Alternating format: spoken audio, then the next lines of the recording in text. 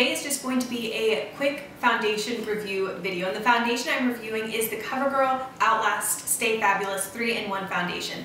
And if this is your first foundation review of mine that you're watching, I kind of follow the same little setup each time. In the beginning, I'm just going to tell you the basics of the foundation, like the packaging and the price, and then I'm going to cut to a demo of me applying the foundation to my face, and then at the end I will tell you kind of how the foundation has been working for me and if I would recommend it. I bought the foundation at Target for $9.49, and I can't remember exactly, but I think in the display there were 12 or 13 different shades. The shade I chose was Ivory, and one of the features that drew me to the foundation other than the claims was the packaging. It comes in a glass bottle and it has a really nice pump on it. I just think this is a step up from a lot of the other packaging of drugstore foundations that I've seen. Other than the packaging, the claims are what really made me want to purchase this foundation. CoverGirl says it's an all-day flawless face, and it has the lasting power of a primer, the coverage of a concealer, and the blendability of a foundation all in one, and it's supposed to keep you shine-free. So those sound like awesome claims. That's kind of what I look for in a foundation. So right now I'm going to go ahead and cut to the clip of me applying it, and then I will jump back on. Alright, my skin is completely bare except for some moisturizer, and the moisturizer I use has SPF, and I'm going to touch on why that is important at the end. So I'm going to take one pump of the CoverGirl Stay Fabulous, and I am in the shade Ivory. I'm going to take that pump onto the back of my hand. So as you can see, it's a liquid foundation, but it is thick, but it has started traveling down my hand. And how I'm going to apply it is with one of the Sigma Kabuki, and the one I'm going to use is the F82.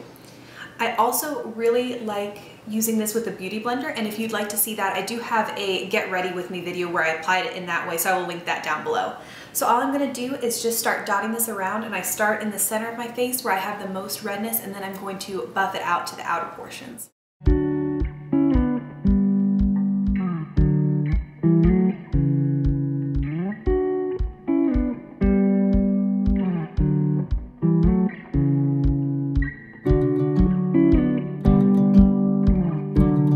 One thing I really like about this foundation is a lot of foundations that are, claimed to be like full coverage and oil control are really hard to blend. And ones that come to mind are the Revlon Color Stay and the Kat Von D. That one's called the Locket Tattoo. Both of those were really hard to blend, but this one, it just blends out beautifully. I don't have a hard time with it. I can even use a little bit of a less dense brush like the Real Techniques Expert Face Brush. That works well with this too. It just really, you don't have to worry about like, okay, I'm just gonna do my cheek because it's gonna dry really fast. This, you have a little bit more time to play with it and make sure that it's blended out to your liking. This is one pump completely applied, and there are a couple things to note. First, the shade Ivory, I love it. I think it's a great match for my skin. I'm really happy with that, and I think that really makes a big difference when you get a new foundation to make sure you get the right shade. I think that was one of my issues with the Kat Von D. I was in between shades and just neither one was quite perfect for me, but I really like this Ivory shade. The next thing is the blendability. It was really easy to blend out, and I like that a lot. One thing, the weather here has been kind of weird lately. 2 days ago it was like spring, and today it's freezing. So I do have some dry patches right here along my cheeks and up here on my forehead, and this foundation has kind of clung to that a little bit, which you are going to get with a more medium to full coverage foundation. Speaking of coverage, to me, this is not a true full coverage foundation. In my book, full coverage means I do not have to get out a separate concealer. And as you can see, I definitely need some help underneath my eyes, and I still have some redness around my nose.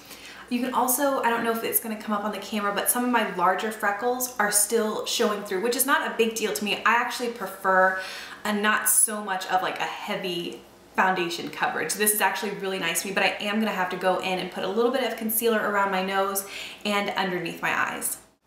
The last thing I wanted to mention before I cut to the end is the finish. After it's set, which it does take a little bit longer to set than some other foundations, it has a beautiful finish, and it kind of almost dries down to a powdery touch, which I really like. And I like that my skin still looks like skin, even though this is a little bit more than a medium coverage foundation. I'm really pleased with that. All right, I'm gonna go and finish the rest of my makeup and then come back and chat with you a little bit about how this foundation has been working for me. I hope the clip of me applying it was helpful. Now all I'm going to do is really quickly go back through the claims and tell you if I think the foundation lives up to it. The first claim was that it has the lasting power of a primer. Now I use a primer for a couple different reasons. The first is to kind of create that silky barrier between my skin and the foundation to help blendability, and I really think the CoverGirl Outlast really does blend nicely. The second reason that I use a primer is to help a foundation not settle into pores throughout the day. And with this foundation, I don't see any settling into the larger pores around my nose or face.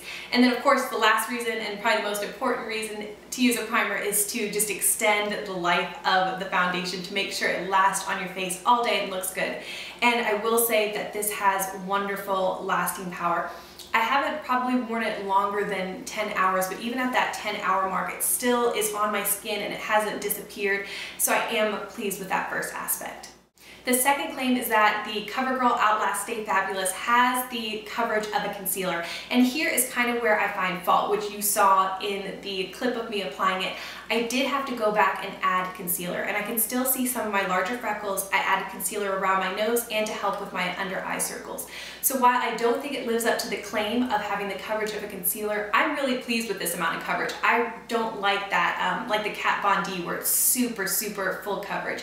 This kind of heavy medium coverage is perfect for me, and if I want it even lighter, I can use the Beauty Blender to kind of shear it out a bit and make it perfect for me for everyday use. Next is that it has the blendability of a foundation, and that gets an A+. Like I've mentioned, it was really easy to blend, which I do think is something that is kind of hard when you're looking at full coverage or medium to full coverage foundations, that sometimes the blending aspect gets lost because they set so quickly. So this, you have a little bit more time to play with it and make sure everything looks good until it sets. The last claim I want to touch on is that CoverGirl says this foundation is shine free. Now for me, that claim did not work. I did not make it through an 8-hour workday without having to touch up. But to be honest, out of every foundation I have in my collection, there is not one that can get me through that 8 hours. The CoverGirl did give me about 4 hours before I felt the need to go and to use a blotting paper to remove any excess oil. But you have to remember, if you're new to my channel or this is one of the first videos you're watching, I have very oily skin. So I think if you have normal to combination oily, this might be perfect and this might be shine free. But if you're like me and you really struggle with oil, you are still going to have to touch up with a powder or a blotting paper.